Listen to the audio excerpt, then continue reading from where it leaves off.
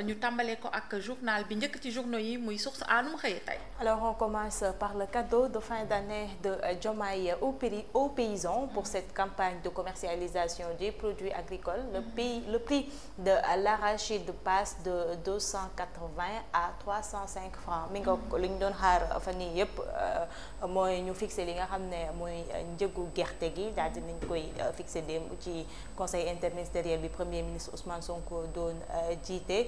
prix bi jógee na 280 francs jàll ca 305 francs. ñu noté ci benn hausse bu yem rek bi nga xam ne am na ci prix gerte gi. leneen li nga xam ne journal bi xëyee na ko tey muy mbirum Samuel Sarr les coulisses du projet ce matin. Source A est revenu avec plus de détails ci li nga xam ne mooy mbirum Samuel Sarr fi mu toll nii ñu garde à vue ko démb mu doon def face au procureur. liñ ci Source A xamal nag mooy Samuel Sarr ginnaaw ba mu janoo ak ki nga xam ne mooy le maître des poursuites li mu ko wax mooy ba ñuy door bile projet di projet centrale de gaz bi li mu bëggoon mooy dem ci bitim réew wuti li nga xam ne mooy ay actionnaire mais kii di président Macky Sall moo daal di teg tànk ne ko balaa ngay génn réew mi ñi ci biir réew mi nga ci àndal ñu financer la boobu projet ci noonu la demee daal di seet ki nga xam ne mooy Arona Dia ak Abdoulaye Dia ainsi que ki ko porté plainte Moustapha Ndiaye ak yeneen ñaar ñi nga xam ne ñoom la ko sekkaloon bu ñu sukkandikoo ba tey ci Source A li mu wax mooy certes ce sont les actionnaires qui ont financé les études mais quand il s'est agi de trouver les fonds près de 300 milliards c'est l'ancien ministre de l'énergie Sous Wade qui, muni d'une lettre de garantie de l'État du Sénégal, a réussi à capter la manne financière. Voilà bi ñu waree financer li nga xam ne mooy projet bi pour yëkkati ko donte investisseurs yi ñu ngi woon ci biir waaye ki nga xam ne mooy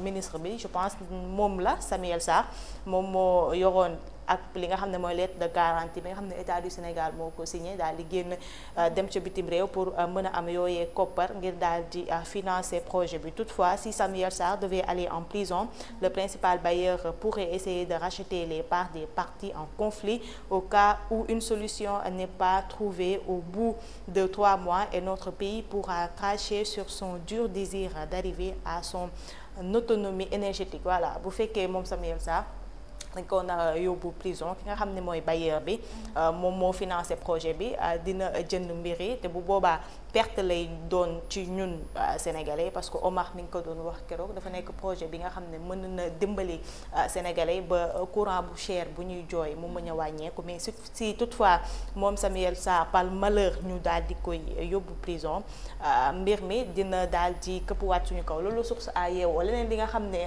yeewoowaat na ko muy une gérante de multiservice à Liberté 4 simule une agression, dit avoir perdu 3 millions, porte plainte à la police et se fait emprisonner. Finalement, détail d'une affaire rocambolesque. Voilà moom moo orchestré mbir mi daal di mujjeewaat këpp ci kaw mu ngi wuyoo ci turu MDS moom mi nga xam ne moo fabriqué ab agression wam daal di dem porter plainte ba muy dem porter plainte nag lu mu wax mooy ñaari moto ñoo ko agressé ci audition bi loolu dafa daal di joxe woon mais une fois tamit ñu koy dégluwaat dafa li xam ne dafa changer version li mu wax police mooy benn moto bu yaboon ñaari nit ñoo ko agressé woon yóbbu li nga xam ne mooy 3 millions ak ay or ak une partie de cette somme qui devait normalement se trouver dans les comptes Wave et Orange Money en guise de fonds de caisse.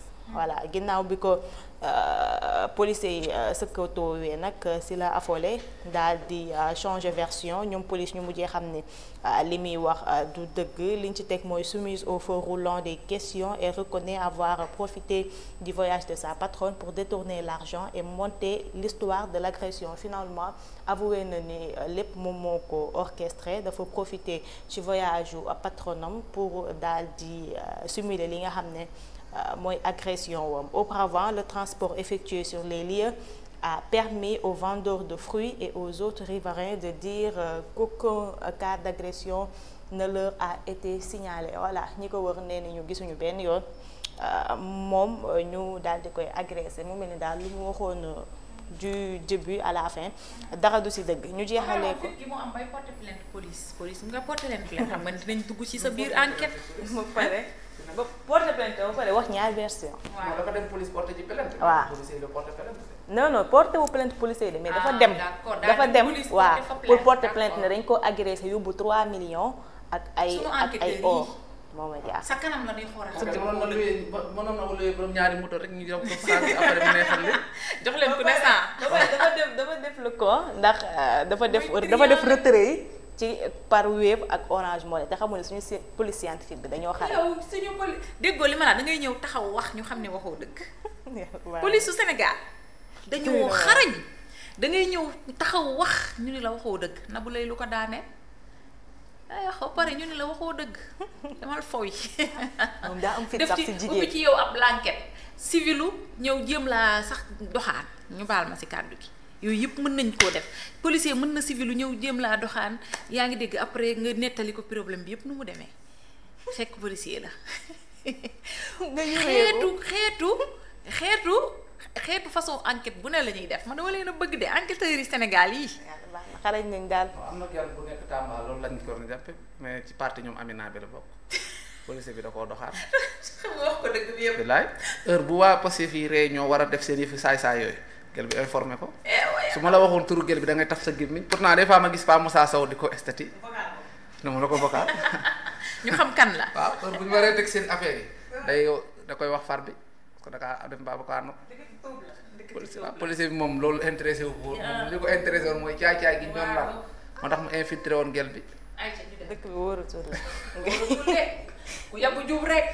jubal jubal. non te temps yële la woon heure bii ku mu neex dëngal. dëngal def fi dara de. waaw boobu dëngal la ñu jubbante la te jubbante boobu daa métti. ku lay jubbanti ñi fi jubbanti waate. Golbert Diagne nee na yarul yare. leen da am na. Golbert loolu la man déggoo samay doom dañoo yaru. sama yaay nee na ma dangaa yaruwul moo tax say doom yaru. Golbert daal soo yaruwul yare. soo yaruwul ma yow tu es obligé tes enfants sont comme des mais c'est normal parce que yaruwoo nit nag soo yaruwul da ngay mën a yare xanaa ku fi gën a bëri wax moo fi la bëggul ku bëri wax. man noonu laa mel ak maa bëri wax. te man soo toog ak man war a bëri wax rek dama naan te man du ma noppi. man tata sax noonu su ma duggee tata nit yi di wax dama leen di jéppi ba nga xam ne. kon taxi nag taxi. mais da ngay gis taxi wala borom taxi man du wut téléphone lang waxtaan loo si man wala bëgg a waxtaan ak yow. man boo langee waxtaan ma jël sama téléphone du wuyulu ba nga noppi ma teg. sama casque yi nga ndeyal laa tax nga xam dégguma la. Grève générale de 72 heures les 4, 5, 6 décembre 2024 rétention d'informations et boycott des supervisions pour non-respect des engagements le plan de guerre de Cheikh Seck ici voilà instant bi coow li tàmbaleeti na peut-être Omar bu fi nekkoon dinañu wax ban branche ñooy grève mais après médecins yi daal ak collectivité territoriale yi ñu ngi jàpp ne am na beneen branche bi nga xam ne fi mu toll préavis lañ dugal. waaw ñu mais ñoom préavis lañ dugal. ñan la lettre d'entente jàngale mais est-ce que enseignants yi dinañ grève ndax enseignants ñu doon jiite syndicat yi ñu ngi si nguur gi de ay Mamadou Lamine Diante ñooñu. te yaakaar naa jante lañu chargé pour mu nekk ko nga xam ne mooy dem di waxtaan ak enseignants yi. moom waxtaan ak ñoom doyu leen ndax nee nañ li ñu waxante woon ak nguur gi dañ ko war a respecté. accords yi waaw. accords yoo xam ne depuis Senghor. waa RTS tamit ñoo ngi kaas parce que seen prime de campagne Pape Alé nangu leen ko fay. 400 000 na génne 400 000 yàlla ñu fay ko. waaw ñoom waa RTS nam tamit ki yëtti ma ni ko RTS tamit ki yëtti prime de campagne 400 000. bu directeur bi ma ne Pape Alé yoru foon ay oto ñu ne ko dañ ko may gouvernement bi la. RTS loolu ay conditions yu baax lañ nekk. déposé fa jot na prime de campagne 400 000 mu ni lan. ngay bàyyi ba naaj bi tàng rek boo demee Pape Alé signal la bu kër gi seddee xel mi day ñëwaat de. demal bëgguma benn mbir wi. yow t'es pas sérieux Moussa ñu dem si beneen. aywa Moussa borom xew mu neex mi. Moussa day lire message yi xanaa. la université day lire message yi statut yi ak yooyu. voilà l'observateur ci xëtam gu njëkk ñëwaat na ci combat de lutte royale bi Modou Lo Siteu dopage ce que risque Siteu Modou Lo perd 2 millions 30 000 Siteu délesté de 2 millions 730 000. waaw avertissement dañ lay dagg. voilà. non te dafa doon ñu def dopage kii anti dopage bi. waaw mais Modou Lo def na te pourtant. mais est-ce que Modou Lo dafa am benn avertissement de. ñaari avertissement la am. ñaari avertissement yi moo ko indil 230 millions 2 millions 30 yooyu. Siteu 2 millions 700 yooyu noonu. 3 avertissement 2 millions kañ la kii avertissement kañ la yegg foofu. xam nga mais Modou Lo deful beneen infraction de. gis nga làmb ji Modou Lo de nangu nan ñu defal ko anti dopage bi def na ko. infraction yi nga mën a jàpp mooy avertissement yi voilà moom teel na moo ñu ko pare teelul pare de. si moo ñu xam ko nga pare règlement bi dane xaw na yéex a boo paree boo paree doo yor dara kenn du fa nekk yow doo nga fay nekk. mais nag nga xaaral wax la rek dama lay wax non xaaral di wax nga la pare dernier pare bi. waaw di nga ngëb loo xamante ne buñ ne non clip non nga ko war a def. waaw nga sànni wala nga toj nen wala nga toj nen. ba ñu ngëm dara mais kenn du fa nekk. Modou Lo li mu pare yëpp mu ngi yoroon benn béjjén xaw ma ak kii mais mu ngi taxaw am na ku fa nekk kooku day génn ñëpp yow nga wane arbitre man pare naa mais kenn du duggaat. waaw bu keneen duggaatee rek chrono bi day continuer. waaw léegi ma laaj xaalis bi CNG di dagg mbër yi fan lay dugg. kenn xamul ko xam mbër yi lii kaas nañ ko dugg ci kaasu seen kii poosu seen xam nga mbër yi tamit ñoom seen xeex bi dafa xaw a manqué cohérence lii lañ doon kaas temps Alioune Sarr Bira Sène ñëw gën a continuer booyu Pastef bi ñëw na mu gën a continuer day gën a pire day gën a pire mais yow lii yow sa ñaari sorte yooyu Modou Lo def xeex bi mu xeex ak Siteu ci ginnaaw loolu daa jar 2 millions te li 2 millions xam Balla Gaye doon na fi kaas benn coup bu mu dóoru ñu dagg ko xaw ma ñaata mu ne ba bekkaay naan ko waroon nga ma koo dóor benn coup benn kurpeñ ñaari millions Siteu lii 2 millions et $1 700 waaw waaye ñoom ñaata lañ fayal ko mbëri dañ fayee ko bari waxuñu seen kase. ba pare ñu dagg la fisc ba pare ñu dagg la fisc pourtant mbëri da nga daan xam dagg la seen impôt non seen cachet dañ ko daan wax de xaw ma nag kii bi cachet bi bi day am mais cachet sponsoring bi léegi daanaka duñ ko déclaré CNG waaye parce que dagg gee ëpp bu mu neex ba ngeen fàtte ni Reug signé na contrat 3 milliards. signé na ko. yàlla baax moo na woon kële Francis Ngambu yàlla baax na bu mu neex ba ngeen na fàtte ne bàyyi kooku da na génn ci signé làmb na 3 milliards contrat na génn ci làmb ji ay lu muy defati ci làmb ji yàlla baax na demal. devenu milliardaire. Université Assane Seck de Ziguinchor, 7 étudiants blessés et plusieurs arrestations après des heures avec les forces de l'ordre. Voilà seen grève bi jàpp nañ ci ay nit am na 7 personnes yi nga xam ne blessé nañ ci mbirum Samir Sarr moom la l'observateur daal di ñëwaat tey ci xëtam gu njëkk West African Energy le tournant décisif de l'enquête Samir Sarr vers le deuxième cabinet Abdou Nguer loo def. déedéet Moussa koy wax ak man wallaay Moussa nee na nga noppi. baal ma ak. yaa ngi sosal Abdou. Samir Sarr vers le deuxième cabinet d'instruction une probable délégation judiciaire pour entendre Arona Dia et Pape Demba Bitèye l'audit de Mazars et la nouvelle décision que pourrait prendre le magistrat instructeur voilà à tout moment dossier wu mën na dem ci juge deuxième cabinet bi moom Samir Sarr. Macky Sall la vérité sur une retraite annoncée de la politique l'ancien président ne siégera pas à l'Assemblée nationale son agenda international et les nombreuses sollicitations voilà on savait xamoon nañ ni du ñëw Assemblée nationale ki nga xam ne mooy suppléant mooy peut-être mooy jël siège am effectivement ndax mu chargé moom mu ngi ci les relations internationales. nekk amul luñ ko bëgg a nommé fële ci ONU. yaakaar am luñ ko fa bëgg a dénk de. waaw Moussa ñu dem. comme ñu Sénégal bëgguñ lu baax kay. tubaab yi bëgg nañ lu baax. voilà les échos. lii lan la presque 5 millions. des échos yaay booy est-ce que xam nga ni jigéen ñi instant dañoo kaas ndax seen faible taux bi ñu am ci les autres institutions du Sénégal. loolu la ñuy kaas. féministes yi jugaat nañ ñaata yoon. ñun président Abdoulaye Wade moo xam suñu gëdd de. maa ngi nii mooy xam ñoo kan moom moo xam ñooy kan.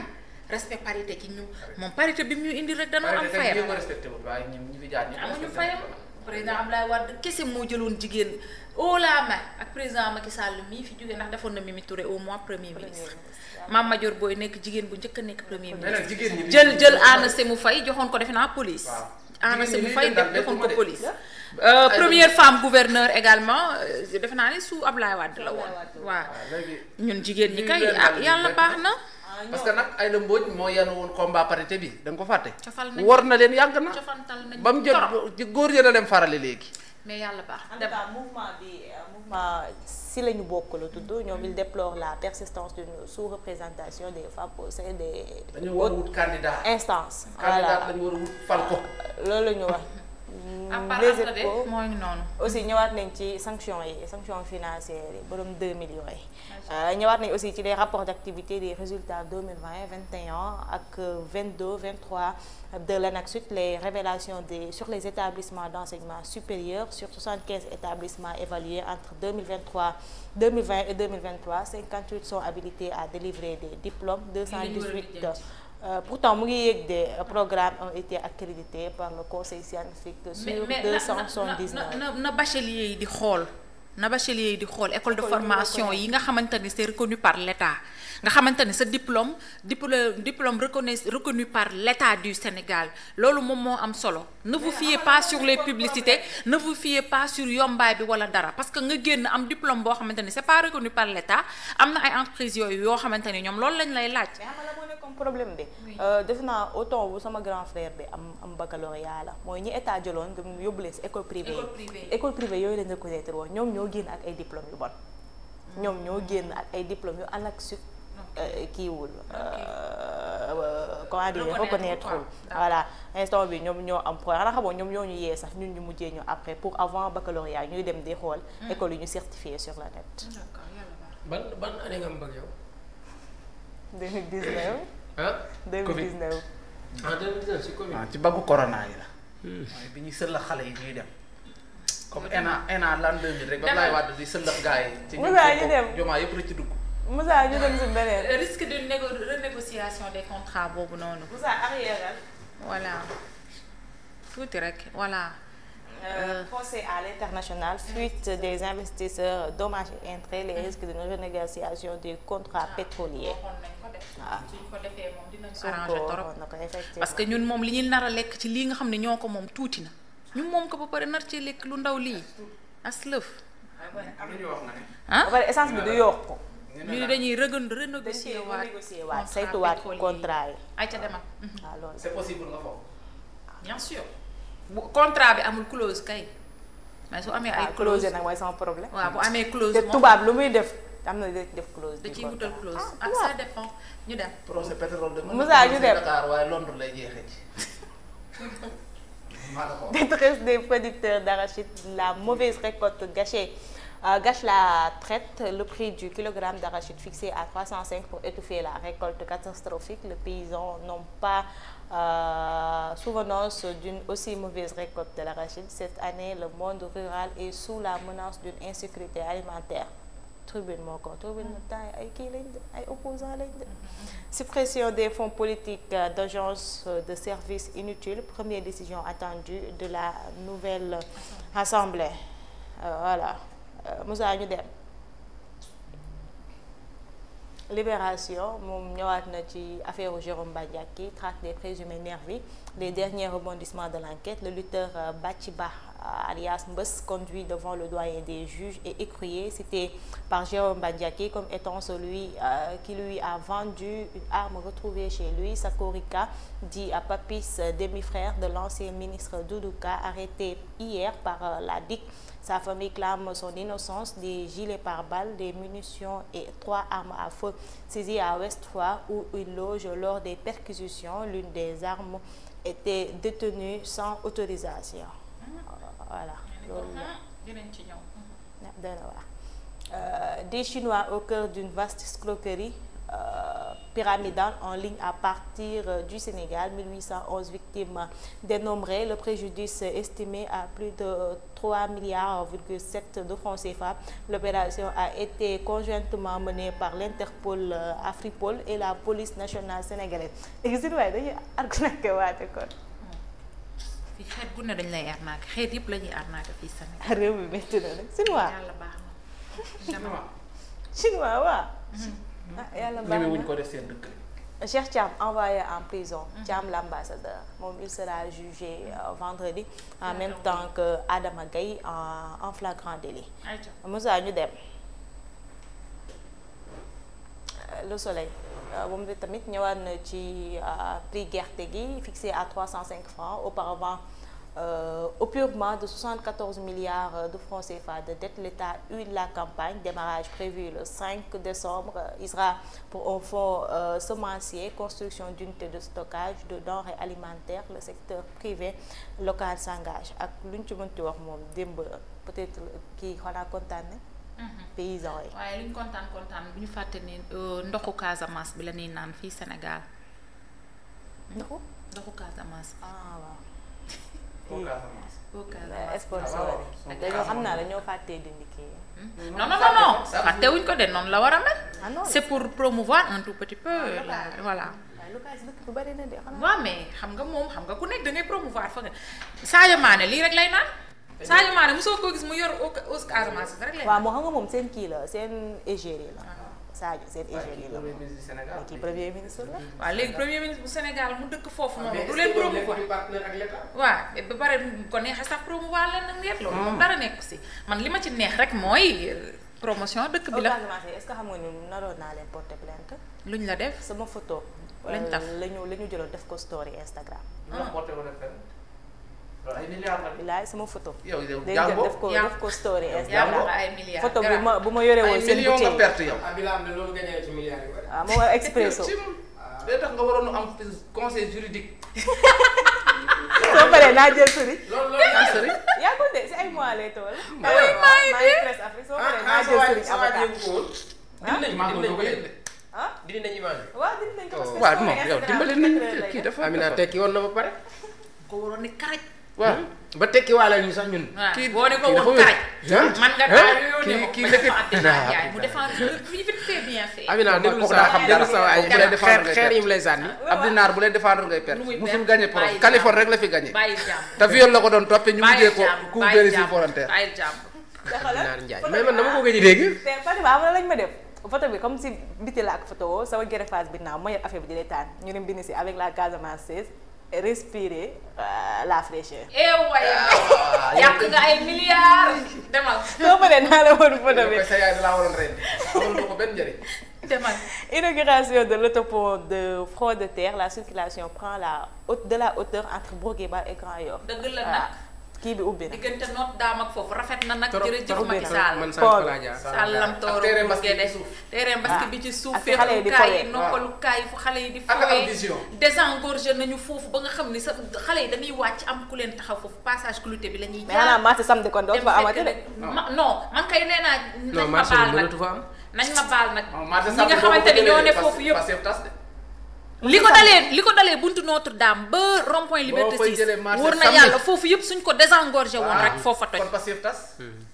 day rafet day rafet. ñi illégal rek ñoo fa ne. circulation bi fii yëpp. kaso les yëpp militants de foofu la Pastef xoolal 95% ñi illégal mooy ñi ne ci mbedd di jaay man xam nga lu ma jaaxal nan ngay voté rupture lal ci kaw trottoir bi quand même.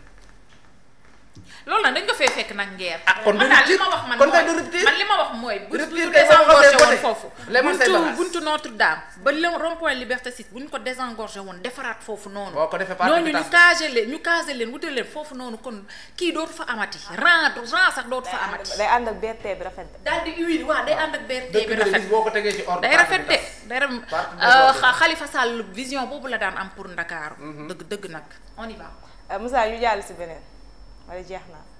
Vox Populi ñoom tamit ñëwaat nañ ci mbirum Cheikh Thiam ak Jérôme Bandiaky waaye tamit wax nañ ci li nga xam ne mooy commercialisation de l'arachide bi comme ni ko ñeneen ñi defee ñëwaat nañ ci site Modou Lo waaye tamit ñëw nañ ci comment il s'appelle encore Juan Branco il a été suspendu pour 9 mois par le barreau de Paris waaye nag def na appel de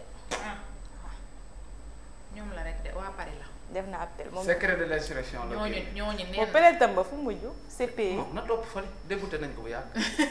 demal saa yu kii laa xamul lu mu duggee ci suñu réew mi rek yàlla baax na. wala bu ko di tamit ñëwaat na ci mbirum gerte gi fixé à 305 francs ñëwaat na ci CAN féminine de handball bi les Lions prêtes à sortir les crosses. nañ leen jàppale nag les Lions du handball et du basket et les Lions du basket Lion ou basket yi instant bii nii am na ñoo xam ne rejoindre u tanière bi pourquoi parce que prime de déplacement ak yooyu yëpp mais également je dis que kii dafa am nu mu tuddati sax comme lii kii daan def doomu xombal bi comment il s'appelle Gorgui Sy Dieng doomu waa Kébémer Gorgui Sy Dieng li mu doon def ñëw sans pour autant nga attendre quelque chose des autorités sénégalaises mais moom nag waaw mais moom yàlla daf ko digg mënoo nekkoon international nekkoon ci ay club yu mag a mag mu ñëw man nag j'aurais bien aimé que kii noonu nu mu tudd sa réew bi jaral la loolu quoi mais vraiment ñi nga xamante ni tamit ñoo ŋànku nguur gi jamono ji nanu xam ne li fi basket bi indi ci ay kii kële indiwuñu la ñu la indiwuñu ko nañ ñu dimbali rek ngir yàlla football bi indiwuñu ko ñu jàppale accompagner comme ni ñu accompagner ñem tudd football plage bi ñoo accompagner lañ leen borom coupe yi waaw bi choka borom coupe yu bari grève des concessionnaires du nettoiement avis de déchets à Dakar sax ay mbalit kese la fay leen arrêté nañu parce que jox nañ leen xaaj bi xaaj bi lañ leen jox arrêté nañu donc voilà kon c'est bon kon Moussa ñu dem ci beneen. Voilà la belle Aminata jeex na merci beaucoup à tout à l'heure alors on retrouve Aminata tout à l'heure et vous retrouvez également dans une poignée de secondes pour la suite de